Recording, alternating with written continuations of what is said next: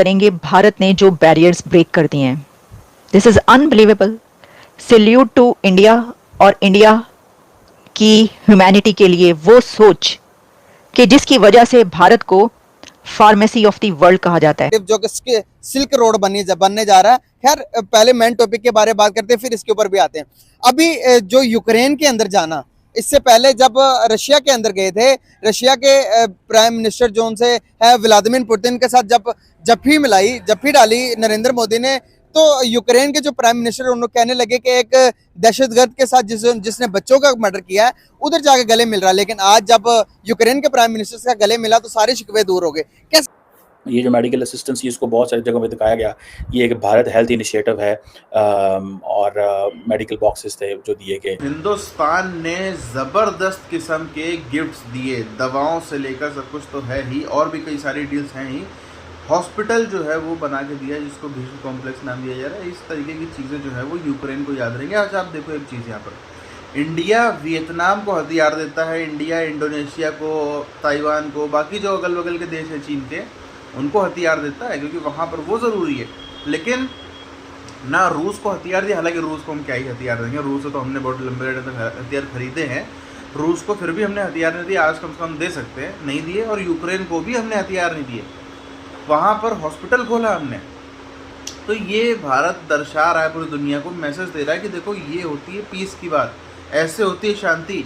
China वहाँ पे piece की बात नहीं कर रहा, तो चाइना को हम ठोकने की भी जो है वो क्षमता रखते हैं, क्योंकि वहाँ पे पीस वैसे काम आएगी, यहाँ पे पीस इस तरीके से काम आएगी। और जो ये ज़ेलेंस्की साहब बोलते थे कि देखो कसाई को गले लगा लिया, खूनी को गले लगा लिया पुतिन साहब को, अब नहीं बोलेंगे कि देखो हमारे यहाँ पे मोदी जी ने जिनको कसाई को गले लगाया था, हमारे यहाँ पे हॉस्पिटल खोल रहे हैं, अब हमारे यहाँ पे आके सब कुछ कर रहे हैं, हम उन्हीं से सिफारिश कर रहे हैं कि युद्ध रुकवा दो। आप इस सब की बात वो नहीं करेंगे।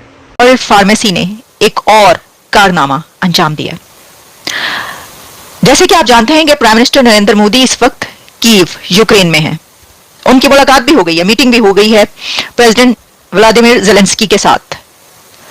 उनकी क्या बातचीत हुई, कितने एग्रीमेंट्स हुए, वो महात्मा गांधी मेमोरियल जो स्टैचू है वहां पर गए, जो जंग में बच्चे मारे गए हैं वहां पर गए, और ज़ेलेंस्की से उन्होंने मुलाकात की, वहां की किताब में क्या लिखा, ये सब कुछ एक तरफ, और भारत ने यूक्रेन को जो गिफ्ट दिया है। न्यूज है कि नरेंद्र मोदी पोलैंड से होते हुए बाय ट्रेन इस टाइम यूक्रेन के अंदर बैठे हुए हैं। यूक्रेन के पार्लियामेंट के अंदर उन्होंने स्पीच भी करनी है। क्या कहना चाहेंगे एक आदमी जिसकी एज तकरीबन 70-75 साल है, वो जाता बाय ट्रेन यूक्रेन के अंदर, उससे पहले जाता रशिया के अंदर।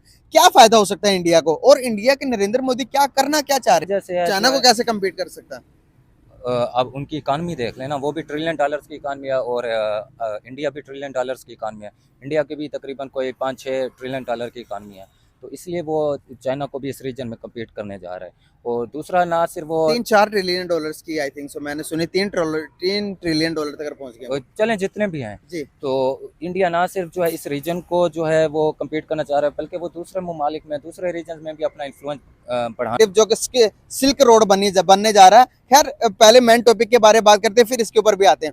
अभी जो यूक्रेन के अंदर जाना, इससे पहले जब रशिया के अंदर गए थे, रशिया के प्राइम मिनिस्टर जो उनसे है व्लादिमीर पुतिन के साथ जब जफ्फी डाली नरेंद्र मोदी ने, तो यूक्रेन के जो प्राइम मिनिस्टर उन्होंने कहने लगे कि एक दहशतगर्द के साथ जिसने बच्चों का मर्डर किया है उधर जाके गले मिल रहा है। लेकिन आज जब यूक्रेन के प्राइम मिनिस्टर का गले मिला तो सारे शिकवे दूर हो गए। कैसे को बैलेंस करने के लिए इंडिया ने फिर यूक्रेन का भी दौरा किया, ताकि उनका भी गुस्सा ठंडा हो जाए और उनको बताया जाए कि हम जो है इस जंग को सपोर्ट करने नहीं जा रहे, बल्कि जंग बंदी के लिए जा रहे हैं। कितनी बड़ी वजह से जो है वो रशिया का भी विजिट किया, यूक्रेन का भी विजिट किया, ताकि जंग बंदी हो। वो जंग को बढ़ाना नहीं चाह रहे या किसी की सपोर्ट नहीं कर रहे।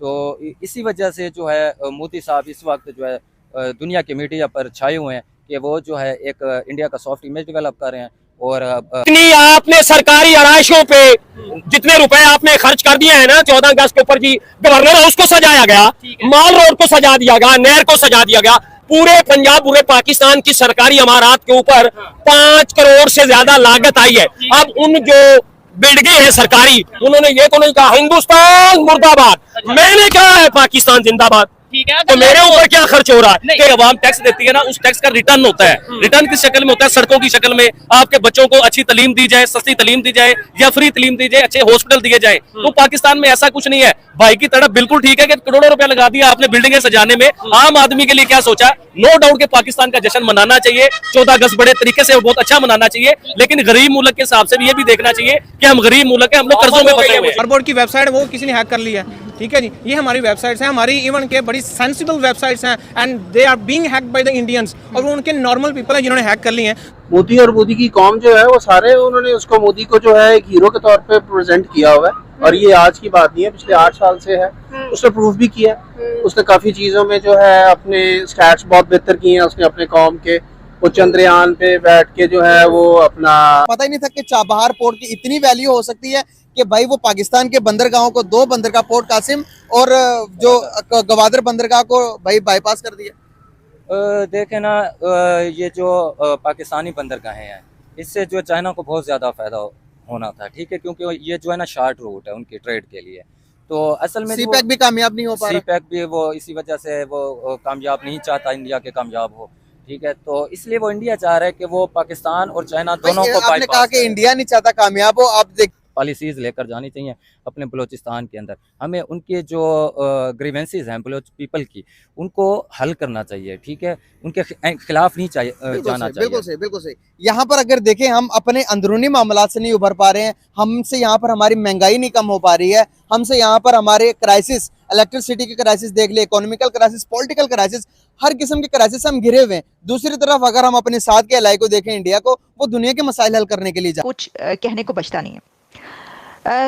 इसमें art of the state medical equipment, ये एक प्रोजेक्ट है भारत का, जिससे पता चलता है कि इंडिया की जो इनोवेशन है और जो इनोवेटिव माइंड है वो कैसे काम करता है। ह्यूमैनिटेरियन क्राइसिस में जब भी कोई मदद की जरूरत पड़ती है तो भारत हमें हमेशा सफे अव्वल पे नजर आया है, टॉप ऑफ द लिस्ट नजर आया है मेडिसिन के मामले में। और अब भारत की तरफ से एक प्रोजेक्ट बनाया गया जिसका नाम है भीष्म क्यूब।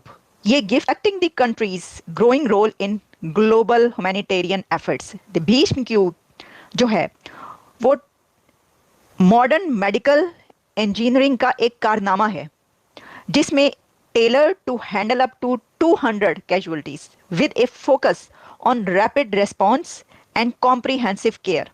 द यूनिट का जो इसका वेट है 720 kilogram is composed of 72 medical products के हवाले से MOU साइन किए हैं, इंडियन ह्यूमैनिटेरियन ग्रांट असिस्टेंस है वो भी साइन किए हैं। सो बड़े पैमाने पे इंडिया ने ये चीज़ जो है वो की है, और ये चीज़ पता चलती है कि इंडियंस जो हैं वो अपने ये जो जिसे कहते हैं ना हाई इम्पैक्ट जो ह्यूमैनिटेरियन असिस्टेंस है वो दे रहे हैं। हाई पहले पोलैंड का दौरा, पोलैंड के अंदर एक से एक जो है वो डील्स हुई, MO साइन हुए, और अब पोलैंड के बाद यूक्रेन के अंदर भी ज़बरदस्त किस्म का जो है हमको एक माहौल दिखा। यूक्रेन के अंदर हमको देखने को मिला कि इंडिया ने हेल्थ केयर सेक्टर को एक टूल बनाकर बहुत ही ज़बरदस्त जो है वो मदद करी। हेल्थ केयर के सेक्टर में आप देखो, इंडिया जहाँ जाता है अलग अलग हिसाब से मदद करता है। किसी को हम गेहूँ भेज रहे हैं, किसी को हम कुछ भेज रहे हैं, किसी को हम कुछ भेज रहे हैं, तो मतलब किसी को हम लोग हथियार दे रहे हैं। सब हर जगह के सिचुएशन के हिसाब से जो है इंडिया मदद करता है। अब वहाँ पर ज़रूरत ही उनको हथियार की शायद ज़रूरत नहीं होती, और उनको हथियार देना अपने आप में बहुत गलत भी हो जाता है। हम वियतनाम जाते हैं उनको हथियार देते हैं, हम अन्य जगहों पे जाते हैं उनको हथियार देते हैं, लेकिन वहाँ पे हथियार देना कितना गलत हो जाता है। ये आप देखो कितनी फाइन थिंकिंग है मोदी जी की और उनकी टीम की, पूरे जो हमारा फॉरेन मिनिस्ट्री है, जयशंकर साहब, सबको मिला के कितनी ज़बरदस्त प्लानिंग है यहाँ पर कि यूक्रेन के अंदर हॉस्पिटल खोला गया। इंडिया बात भी कर रहा है शांति की, इंडिया बात भी कर रहा है कि हम शांति चाहते हैं, हम पीस की बात कर रहे हैं। तो वहाँ पर यदि हॉस्पिटल्स खोले जा रहे हैं तो ये मैसेज अपने आप में कितना बड़ा दिया जा रहा है। सबसे पहली बात तो ये है। उसके बाद जो ज़ेलेंस्की साहब कहते थे कि देखो पुतिन साहब को जो गले लगा लिया, देखो किसी कसाई को गले लगाया है और मर्डरर को, कातिल को गले लगाया, बड़ी बड़ी बातें करते थे। अब जो है अब कुछ नहीं।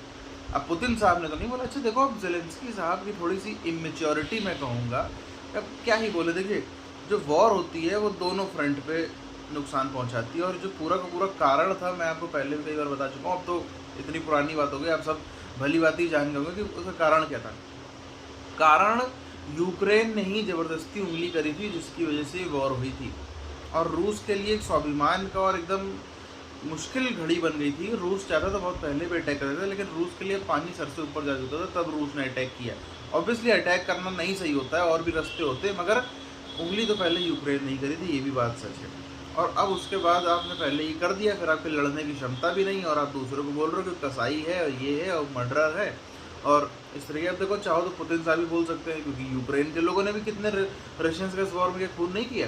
क्या यूक्रेनियंस की गोली से, यूक्रेनियंस के हथियारों से रशियंस का खून नहीं बहा?